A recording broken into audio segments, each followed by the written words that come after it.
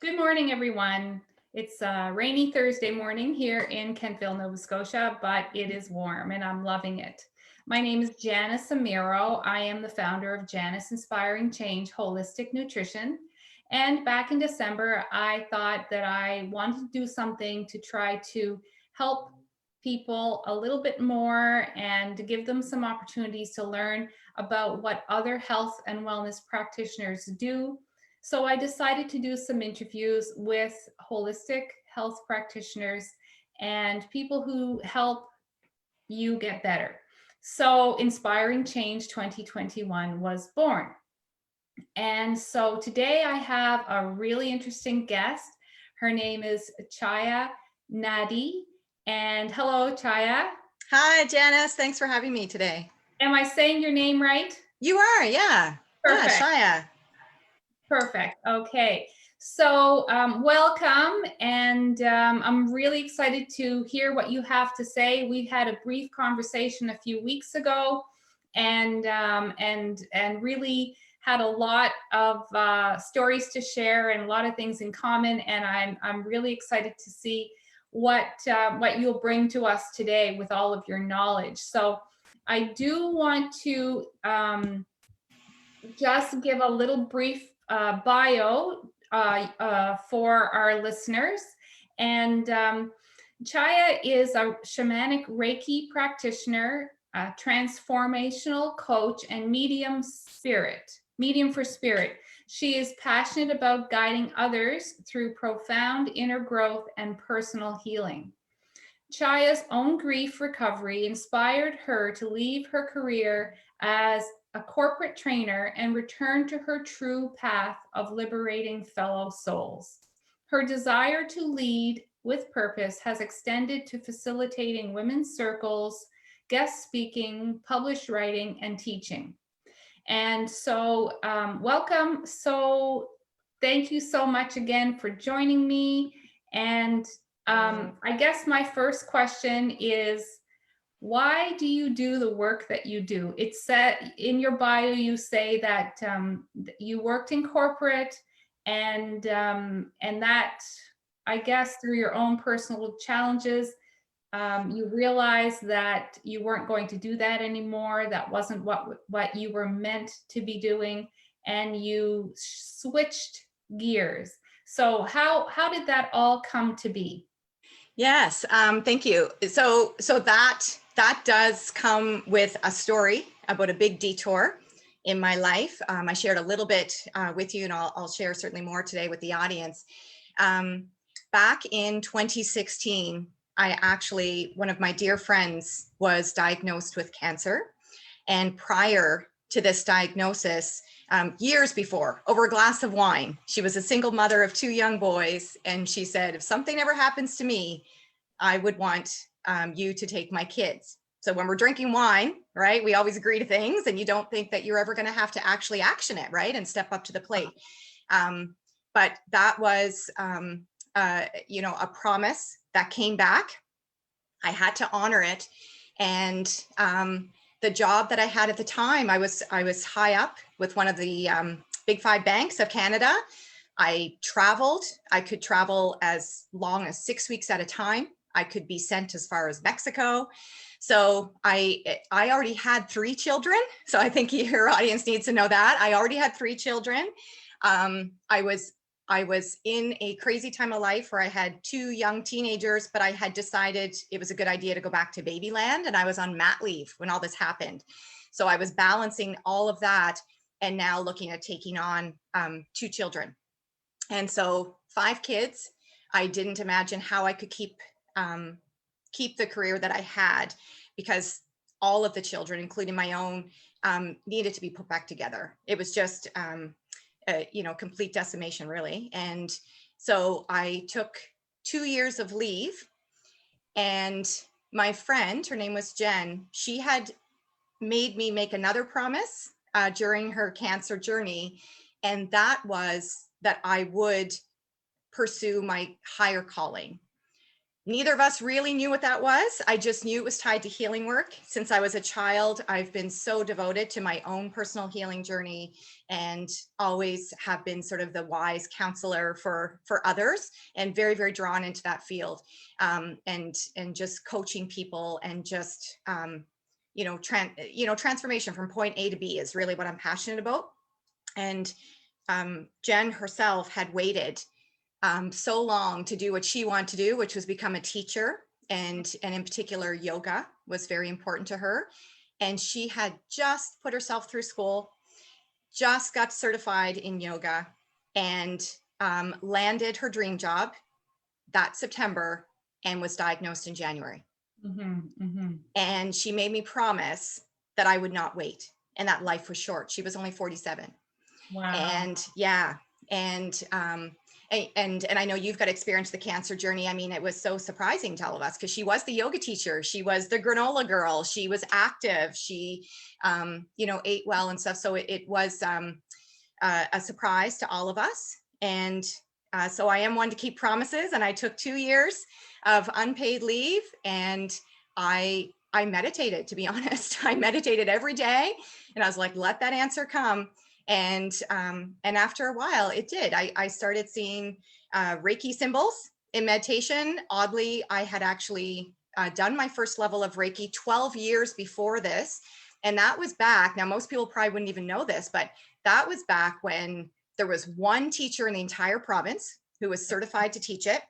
Yeah. And you actually went to the community college, the Nova Scotia Community College, to do your certification. Oh my goodness. Yeah. So, I mean, we've come leaps and bounds with energy healing, and, many qualified guides and teachers now for that work. But at the time, that's what it was. So I trusted it, and I took a leap of faith, and I resigned from a career where I had stocks and pension, and I really did love my job, and certainly there's lots of opportunity there. But I knew there was more, and this was where I was being led. And as soon as I started with Reiki, it just I realized. I may be getting ahead, Jenna, sorry, of this question, but I was going to talk about kind of the evolution of how it started from Reiki to where it is now. But I'll pause there for a moment and let you just sort of prompt me. But yeah, that was the detour that life took me on, and it's been, definitely amazing, absolutely amazing. Certainly life-changing to Very. see a friend go through what she went through, and the wake-up call, I guess, that you received because of what she was going through, that's so powerful, and you took it and ran with it.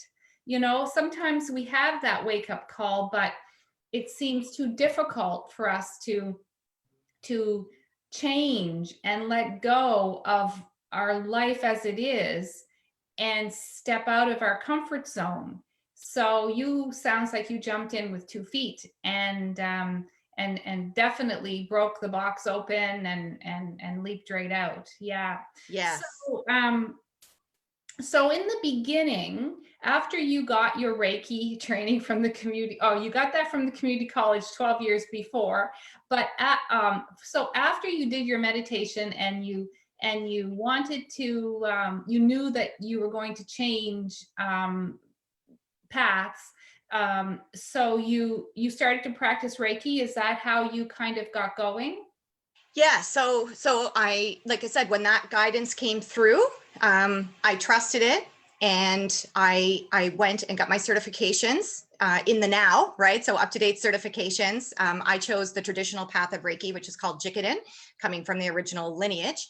And but through that, even during the certification process of Reiki, I recognized that I was not coloring within the lines. I've never been one to color inside the lines. I'm always finding my own way with things, and I noticed that I was accessing different pieces of information for the client from their body. I was feeling things in my own body, and I was just going a little bit in a different direction with it. And So when I opened my business, just again, just holding space for energy for clients. It's such a compassionate, when you would get this with the work, like it's really, it's an act of compassion when you're doing this type of work, and that, that will open you up. And so what I noticed was that I actually was, on top of holding space for the Reiki, I also was pulling in mediumship pieces for clients. Oh, wow. And I have been connected to spirit for myself since I was a child. So it's familiar territory, it's comfortable, and it's supportive. But to be sort of the bridge for other people, that was new to me. And I knew I had to be very careful with it. And it was something to be protected and nurtured and developed.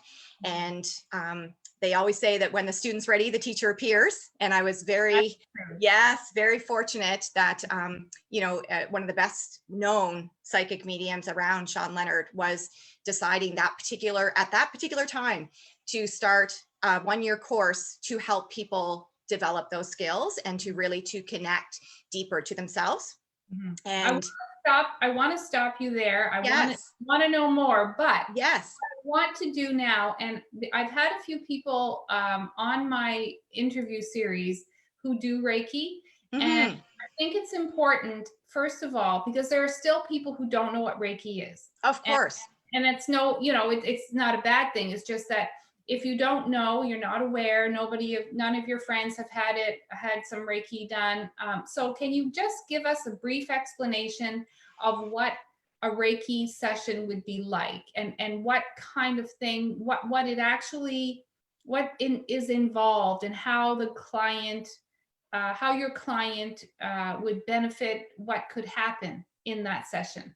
Okay. And keep in mind, again, I do it my own way. So, but in general, Reiki is, there's universal energy that we all are walking within all the time.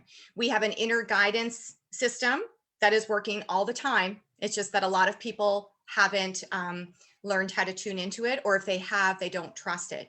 And so with Reiki, it honestly, for me, it's one of those things that everyone would probably have their own unique description. For me, it is no more than holding space. I'm holding space for the client to be able to relax into a state of trust, into a state of openness where they can, sort of tune out the noise of the world. It's an inward journey. It is very akin to an inward meditation for me, and is how I explain it to my clients. And my job is to create the environment for you so that you can listen to yourself. You can notice what's going on in the body, where those trapped emotions are. You can be a witness to the thoughts and the emotions that are flowing through you. And in that role of me being the witness, of us witnessing each other, that's where the magic happens. I'm not doing anything. I'm doing nothing. All I'm doing is witnessing someone's pain, someone's commitment to themselves, someone's journey so far.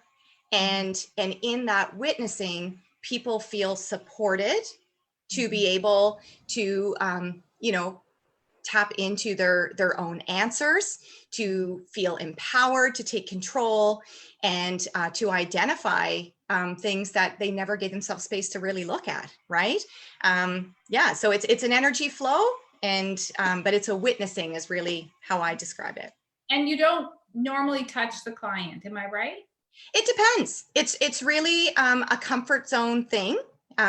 When I was working in person, now I've been off the grid since COVID started and doing everything remotely, which has been a lucky thing with the work that I do, that I certainly can continue to work. But most clients, I'll be honest, do like the touch, because again, we are at a place in society where we have become very disconnected from each other. Communication. I know couples that communicate through text and they're sitting in the same room, right? So that human touch, it can also be very healing. So I would always ask permission, and if the client is wanting that, then I certainly might place hands on the shoulder, you know, or on a leg, and just the weight of that hand again is just support, right? Yeah, but you're right. You absolutely don't need to. Energy is flowing through just the conscious experience. So. Mm-hmm. So that's the first thing you were talking, you're talking about Reiki, but then you said that as you started doing your Reiki, you realized that you had another talent, and you started to bring that into your sessions. So can you explain that to us a little bit? Right. So, you know, at the time, what I was noticing is that I was able to see and hear and connect with clients' loved ones. So now my clients had an opportunity to not only release trapped emotions in the body and to have those release experiences, but now there was a new opportunity presenting itself, and that was grief healing, and being able to find closure, and also just that bigger piece for me is just so many people again feel that break when someone passes, and if you don't know how to connect yourself, or you have fear. A lot of people have fear because there's just you know, we're just not set up for, we are not taught or encouraged in this society. And so for a lot of people, there is that sense of the unknown, and that, you know, feeling of a complete break when someone passes, and then no access to them, right? So for clients to be able to have that chance to have a conversation, to have messages coming through to them, even just the validation of knowing that they're there, because I can describe them to you, or I could share a memory that only you guys would know, that I cannot put a value on that for somebody that wasn't sure, that didn't know, that feels so alone. It is truly just something to see. Like it's powerful, so powerful.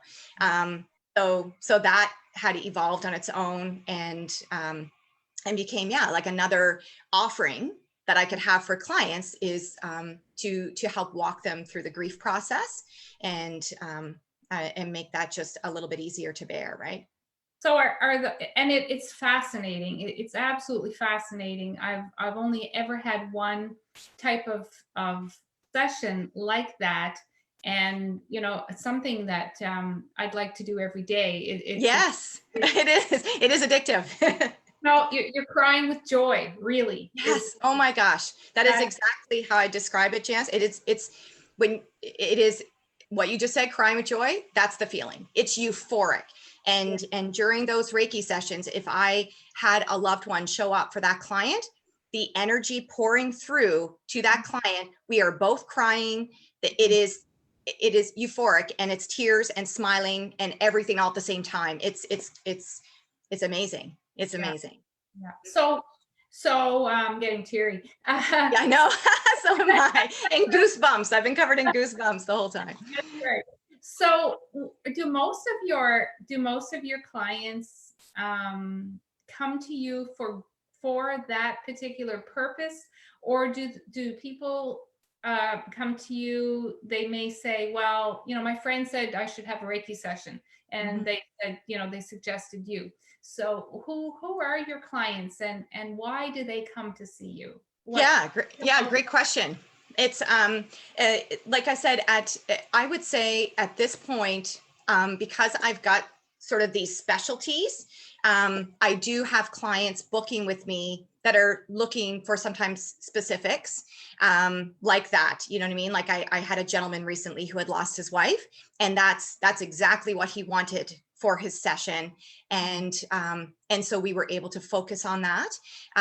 Other clients are just, a lot of clients honestly book because they're lost, right? Quote unquote lost, right? And what they're lost from is themselves. And so the clients that I work with, like most wellness professionals, I don't have a niche market, which is awesome. I've worked with children. I work with females. I work with males. I work with professionals, retirees.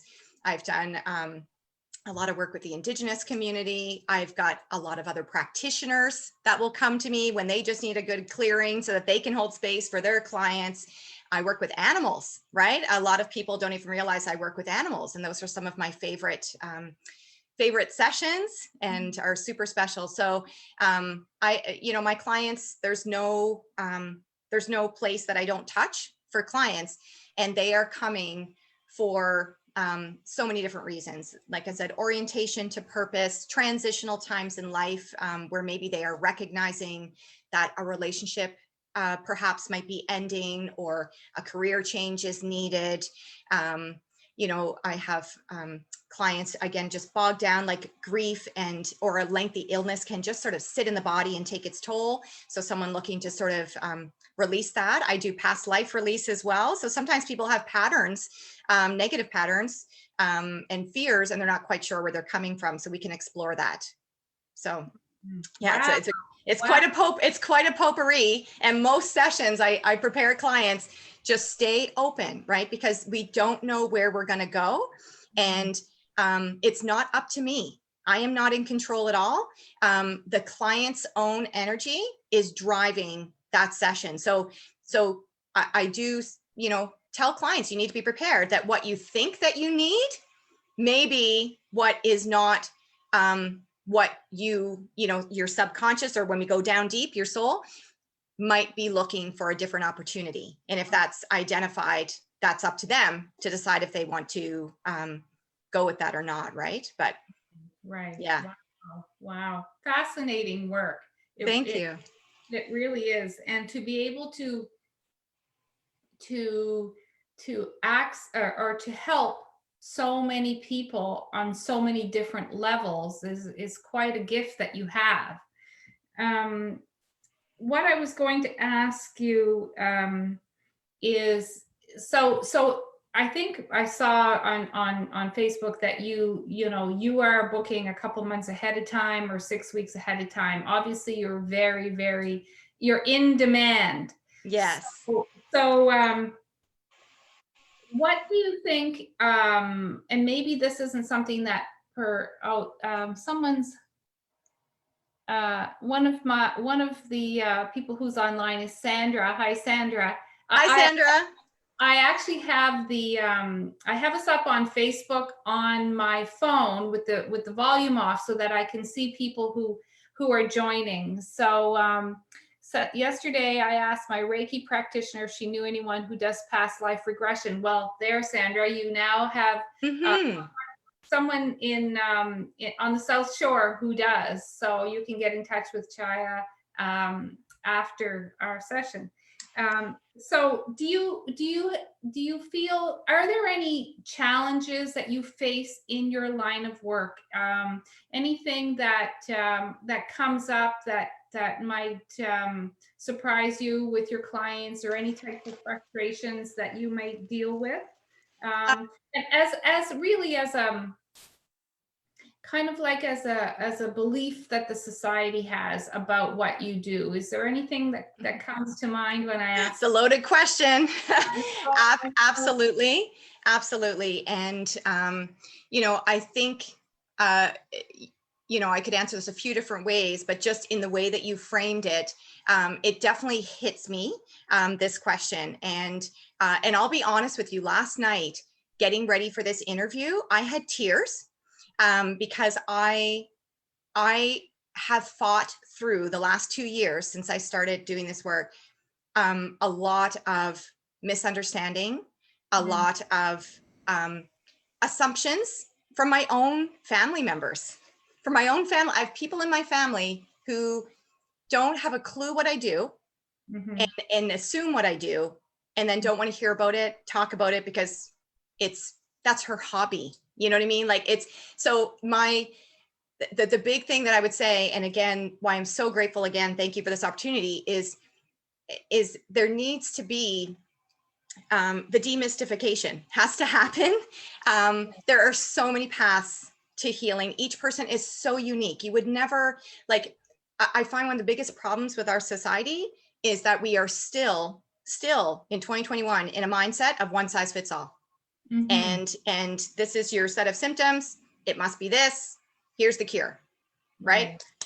And this cure worked for the last 20 people, so here you go.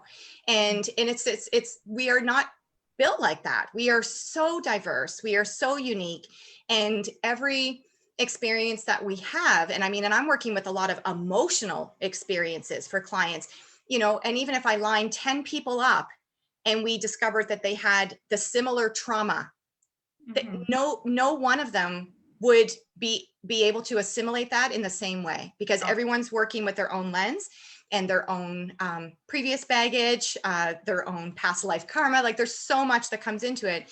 And so for holistic healthcare providers, we are very challenged by those stigmas and by people having it's ignorance. Okay, I'm just gonna, that's what it is. It's not knowing, right? So I try to be very patient with it, but you know, what I do, like, and especially where for me, I'm a little bit different than your average energy worker, because I'm really drawing on the mediumship piece. That's my anchor to everything that I do. That's what the thread is through everything that I do.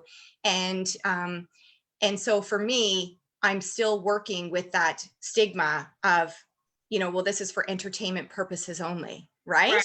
And I've had clients book card readings with me, and they might think that that's, you know, a treat for themselves, something like that, and they're sobbing, right? They're making big changes in their life after that card reading, because you know, when you get validated on things that you already know, and that again, that sense of power comes back to you, that you're in control of it all, of what you see and how you interpret it.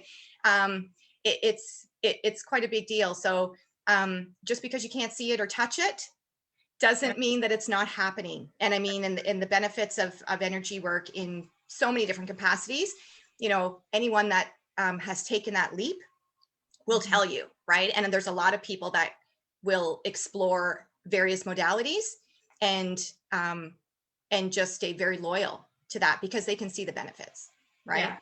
It's interesting that, and I have to make a comment, because when you first started to answer this question, you said that there's so many, you know, some of your family members, so many people don't really believe in what, they have no idea what no idea to do. And I'm in the same situation, you know. So people very close to me have no idea what I do, and they really, you know, they don't understand, and I guess they don't want to try to understand, because they're just very closed off when it comes to that for whatever reason. And like you say, still today in 2021, those people are still very closed off. Now it is shifting. I do feel it is a shift. But the thing you said about, you know, 10 people with the same problem is something I also want to talk about, because, you know, I often will say to my clients, will say, you know, I have this new 12-week program on sugar freedom now. I call it Sugar Freedom Now. And it takes you through the right steps to getting to that point of being able to stop being addicted to sugar and to managing sugar. And so people want to know what the program is like, of course. And there are some basic steps there, but I have 10 people who are addicted to sugar. I'm not going to give them each the same tips and tricks and the same program, because they are all different people. It's exactly you know, so no matter what is going on in the body, you have your approach is going to be different for each person, and because that person is unique. And you know, it has a lot to do, what I do certainly has a lot to do with the mind and beliefs and the things that you bring out of people, the blocks that have been that a person has been holding on to for so long can actually affect the food choices that they make. 100%. Yeah. It's all here, you know. It's all in our head, like they say. And when you're looking at the reason why people do what they do, a lot of people don't know what the reason is. And so in my way, I explore that with that person and bring that out of them. And this is the same thing that you're doing on a completely different level, to allow that person to have the freedom to be able to live their life without those blocks and without those stressors and without the holding on to grief and holding on to pain from a past life, whatever that is for that person. And it's very individual. So I can just imagine that each of your sessions is completely, each one is unique, I'm sure. Oh, it really is. And I can't even, put a time frame on it. You know what I mean? Like some sessions are 2, some are 4 hours. Like you just don't know what's going to happen. And you're exactly right. Like so many people feel that, and they're not even really aware of it. But my passion, my goal with all of this is to show people you are not just your mind. You are Right. not just a body. You are consciousness walking around on 2 feet. Mhm. And if we know anything at all about consciousness, it's there's no limits. Mhm. So the Mhm. only limits that we have are the ones we place on ourselves, right? And the ones that we've been conditioned to through what we've been taught and what we've been modeled and what society expects. And you're right, any type of journey, whether it's weight loss, sugar addiction, grief healing, anything, it's breaking down walls and barriers and understanding why they're there. You know what I mean? And feeling safe enough to let that go. And Sandra says, Sandra just made a comment on my post this morning about I did a post on it's important for people to have your back. And Yes. and a lot of times, and she was sharing, sometimes it's, family is not supportive. And so when you mentioned that, she put, I resonate, because that a lot of people are feeling very alone in their beliefs. And when their beliefs are a little bit outside of the norm, they are kind of makes you're made to feel like an outsider, or a little bit weird or different. And so my thing is to, like you, try to find people who resonate with what you do, and get that tribe of people that you can rely on, and who do have your back, for sure. Exactly. Yeah. Networking is really important, I think, when you're doing this type of work. Yeah. Just to support each other. That's right. That's right. And right now, which is, I'm not sure what you're seeing, but right now, because you mentioned, your clients, so many people are so disconnected from touch. Mm. And so right now we're even more so. If we were before, I'm sure that's just been, multiplied 100%, because Yes. of what is going on in our world at this particular moment, which is adding more stress to people's lives. Yes. I exploded in bookings when COVID hit. That's for Is that sure. right? Yes. Yeah, I did, because people are flailing. The waves are big, and people are looking for anchors. So yeah, it's definitely the timing of how I fell into this work. It was not by accident, I can assure you. So yeah, that's awesome. Wonderful, because your work is so important. And those who do have that, even if they're unsure of what the session is going to be like, because I mean, you would never know. I would never know, even if I understand what you do. I would never know what a session is going to be like. But those who kind of are willing to give that a try are going to achieve amazing results, because you're going to release so much and achieve so much in that one session. How long are your sessions generally? they're getting longer and longer. Oh. When I first started, I could book for an hour, right? Which is pretty standard in the industry to have an hour. It's definitely not like that anymore. My sessions, I mean, depends what the client books. An average card reading, okay? I did one the other night. It took 3.5 hours because I don't know, and I'm working as the medium in that situation between the client's own higher consciousness, that particular card reading, I had a grandmother and a father in the room who were weighing in on things. And so you've got a whole conversation. It's a very collaborative way to work through healing processes. So, you know, other sessions, I could be with the client all day, and it could be 5-6 hours with little breaks in between.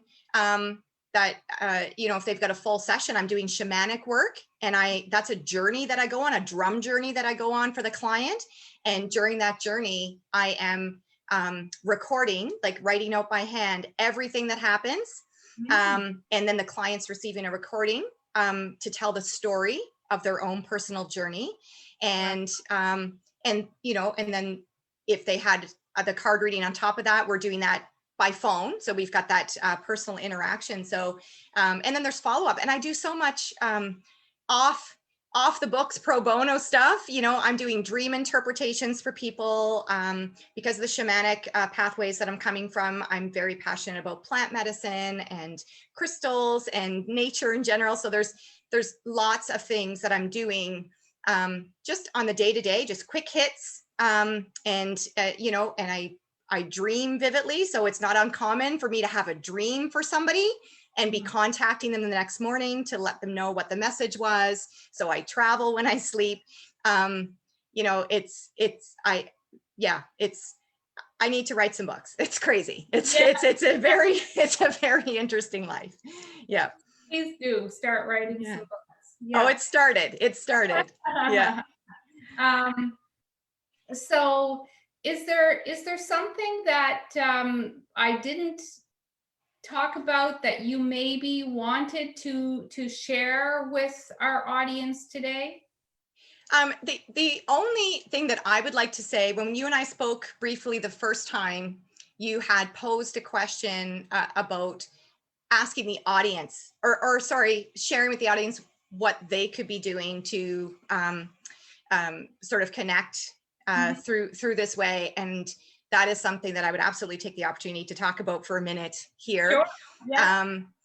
You know, I again would say to anybody, and you know, for followers of my Facebook page, they certainly would see that I'm passionate about just, again, reassuring people that you have absolutely everything that you need to do what you need to do to live your best life.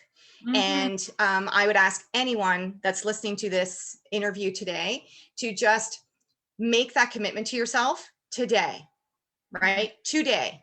And just know that you deserve to live with vitality. You deserve to, you know, clear off any of the armor that you've picked up in life, any of the social masking, you know, that we've been taught to do, to be able to trust your own inner wisdom, which will never steer you wrong. You know, so many people are still, again, we look outwards for the answers, and we expect that someone else has more authority than us, or knows better than us. Who knows better than us about us? You know what I mean? And it takes courage, right? I think you said this earlier, like a lot of people are scared to do that work because you can feel like you're going to break in pieces. And I've been there, and I'm, you know, and some days I'm still there, like it's ongoing. But what I would say to anyone is that if you're brave enough to start and brave enough to make that commitment, you're not going to break in pieces. You're going to break open, and you're going to discover your most authentic self.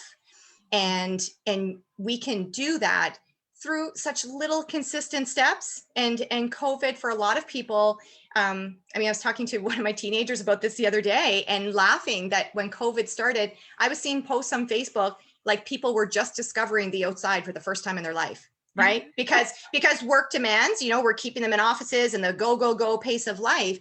And it was a gift. There were families, I mean, we are lucky to be able to sit down to dinner every night as a family because I work from home, but so many other families don't have that opportunity because of work hours and just running to sports and all of these things. So, you know, I would say to all of you listening, just little consistent steps done with a commitment, you will be shocked by the dividends, whether it's food choices, proper sleep, a meditation practice, getting outside, connecting, sitting with yourself, and like I said, just finding the courage to do that.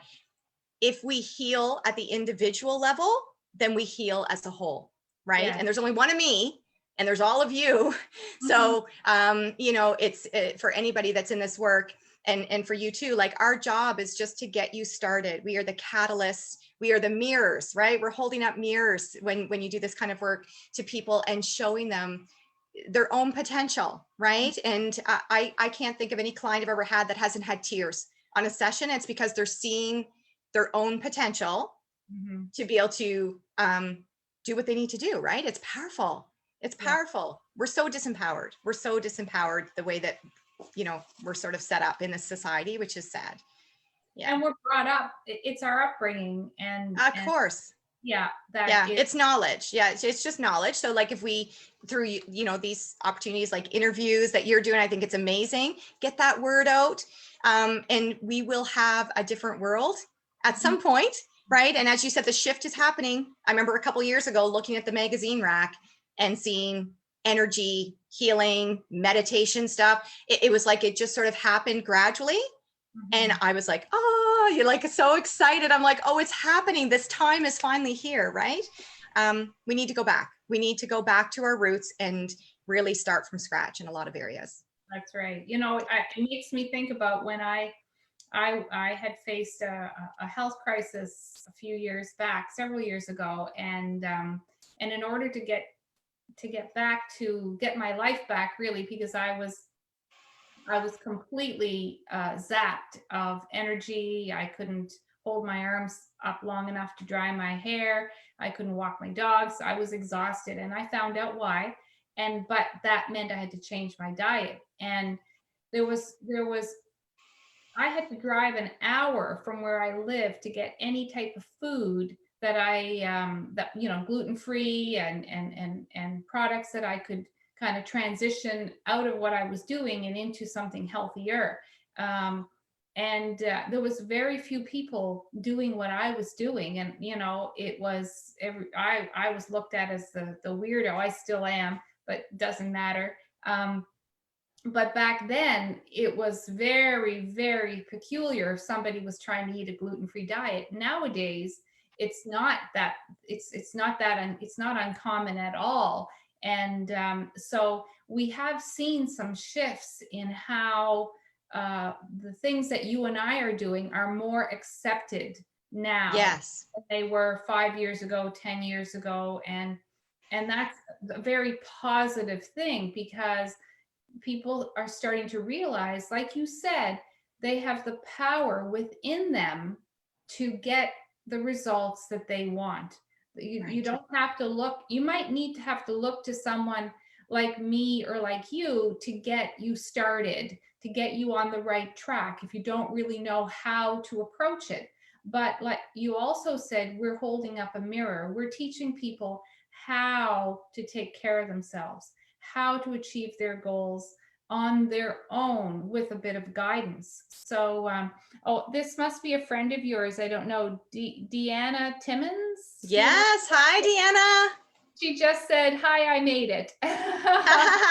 Welcome, Deanna. Thank you. We have Aaliyah watching us, Mandy, and Bruce Hill is there. Abu, hi, Abu.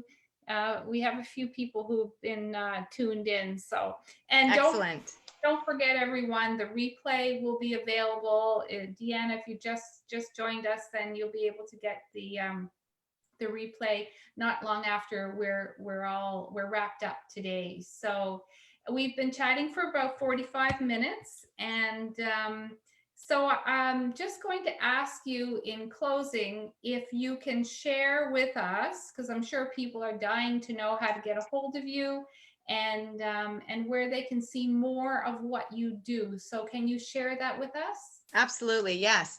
So I would say if you're on Facebook, I mean, people that are tuned in are on Facebook.